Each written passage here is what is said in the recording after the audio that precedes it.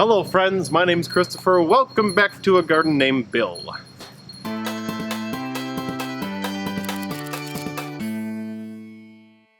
This is week number 20 of about 30 in my gardening season. It's beautiful. Sorry about the noise. We've got dogs barking over there, neighbors mowing over there, and this is the best time that I can come out to film stuff, so you're just gonna have to deal with it, and it should be fine.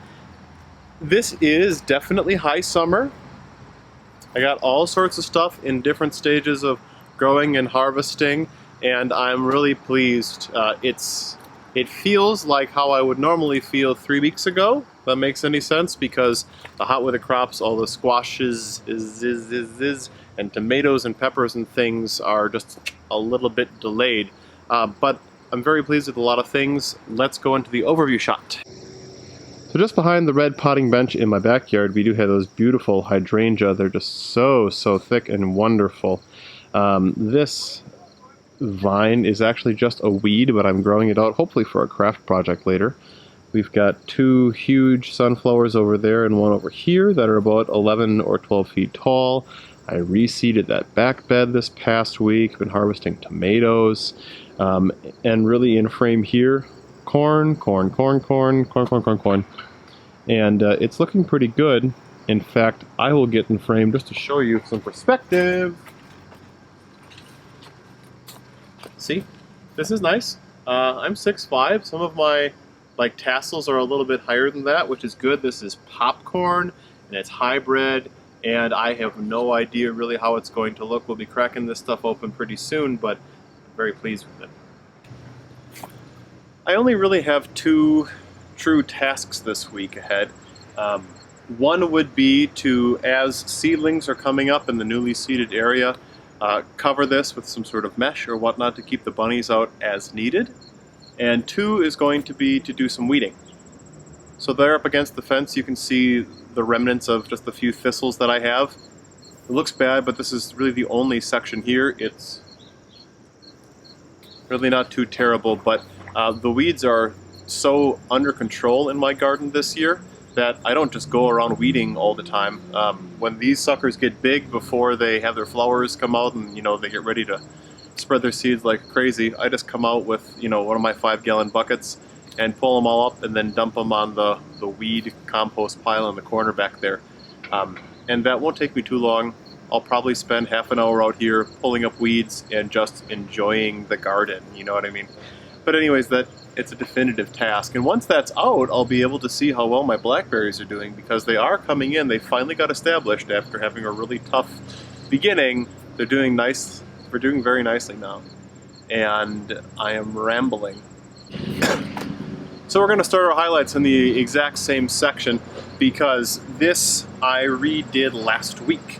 Here I've got a row of radishes. This was reseeded with radish, lettuce, and carrots. And it sounds like the neighbor has hit a tree and mowed it over. Anyways, some of these radishes are coming in and I can thin them out already, so I'll take care of that as they get, maybe 2 inches taller. And then over here in the very corner of the frame, you can see that my zucchini has popped up. So I'm just going to nurse that, but it looks really nice. And it's interesting to be starting what I consider a summer crop here in the last month of summer. And this should still give me zucchini plants, before the first frost. And I haven't tried it before, but I'm eager to do it.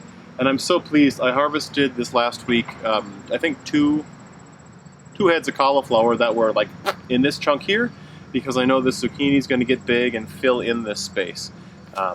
So that's really nice, just to see this fall garden start to pop out of the ground from seed and take shape. It's very gratifying. Equally gratifying is the fact that it's tomato season. I made some salsa yesterday. Oh, it was so good. My garden salsa is a recipe that I found and I love. It was a dozen medium tomatoes, like a cup and a half of peppers, so green peppers and some bananas for me, 1 medium jalapeno pepper, a whole thing of cilantro, a medium yellow onion, and a bunch of chives. and probably 2 tablespoons of lemon juice and a tablespoon of oil, salt, and a little bit of cayenne pepper. Mix it all together. Oh, it's so good, I love it. Anyways, it's good to use tomatoes. I'm out here picking something different every day. Let me show you how some of them look. I think this is a moon glow. This yellowy orangey color here is beautiful. This is slightly underripe, but it stays about this color, and they're so good. They're not super seedy on the inside, but they've got a dense texture and a real sweet flavor, and I love them. And this is from my Start the Seeds Myself experiment, which I've never had any success with before. So actually getting nice yields off of my plants that looked terrible when I put them in the ground, but then got great once the season was going, feels awesome, and these taste great. So I'm out here picking tomatoes every day, and even when they're a little underripe like this, I just put them in a windowsill that's facing the west, and they ripen in a day or two, and I throw them in omelets or salsa or whatever else at this point. We really don't grow enough that I think canning is worth it yet, but that's okay. This has given me all sorts of inspiration. In fact, last week I sat down and I mapped out the garden and I planned what I wanted to plant for next year, including early and late season plantings. Finally getting to that part in my development as a gardener. But this bed is going to be tomatoes all in a row behind me with real densely planted peppers in the front. I thought I planted enough peppers, but I didn't. It's just too much ground space in between, so I'm going to be doing probably a little bit more than the square foot gardening recommends, but I've seen people like Luke, the MI gardener, do that to good success, and I'm going to give it a try myself next year. Come hell or high water, I'm going to have a lot of green peppers because they're my wife's favorite. So it's always green bean o'clock when you're constantly harvesting and doing what you're supposed to do, but I just wanted to show you what it looks like when you come in the garden gate and you've got this whole canopy of green beans here. They just go non-stop now until the first frost. I showed off this massive stalk of raspberry that had just, this thing is huge. If I were to stretch it out, it's probably like 15 feet from, root to the tip.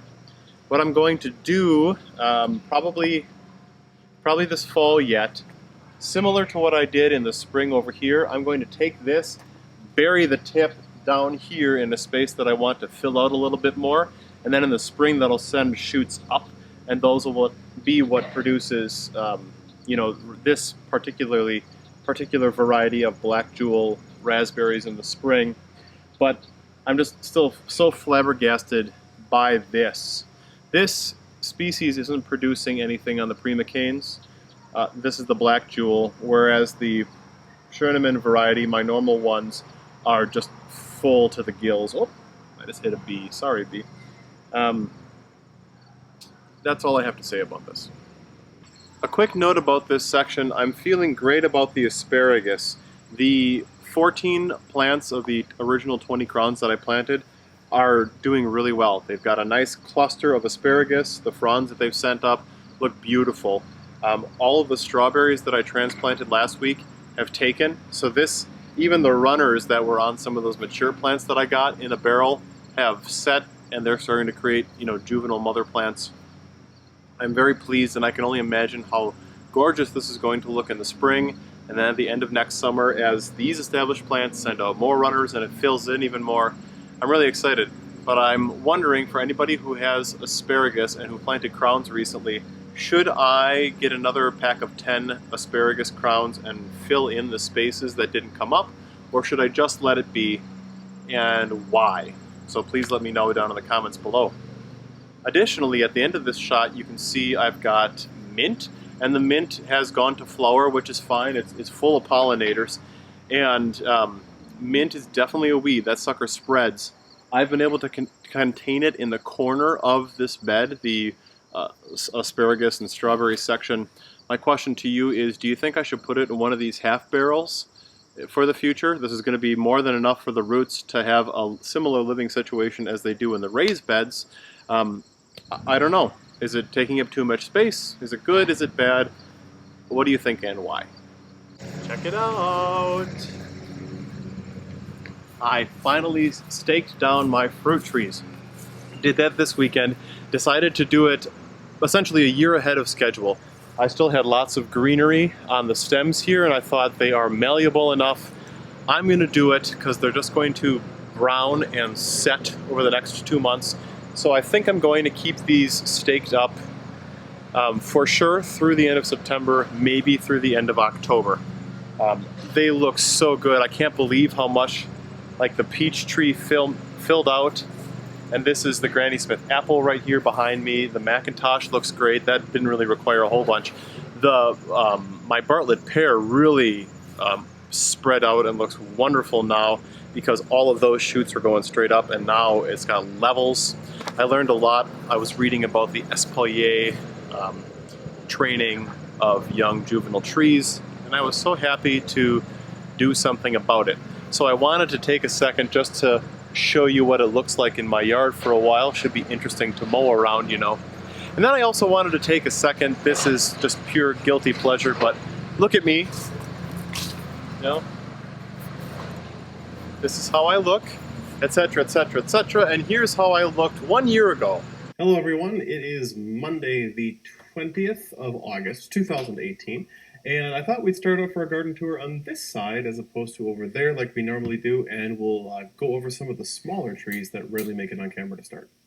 And that difference is 40 pounds. So a lot of you have noticed that and sent me messages online and stuff, and that's all healthy eating. Learning how to cook properly, whole foods, you know, lots of just good recipes, and being mindful about what goes into my body and tracking things. So thank you for the notes of encouragement. Well, hands down, the best thing that we've ever grown is our daughter, Charlotte, and her birthday is tomorrow. She'll be 1 year old. 1 year. Can you believe it? August 20th at 6:15 at night. 7 pounds, 1 ounce, 20 inches, something like that. So wonderful. We love our daughter. It's been a terrific year. Huge shout out to my wife. She's an amazing mother, and I love this beautiful life that we have together. So that's, you know, that's a little nice way to end this. How are things going in your garden? What are you celebrating?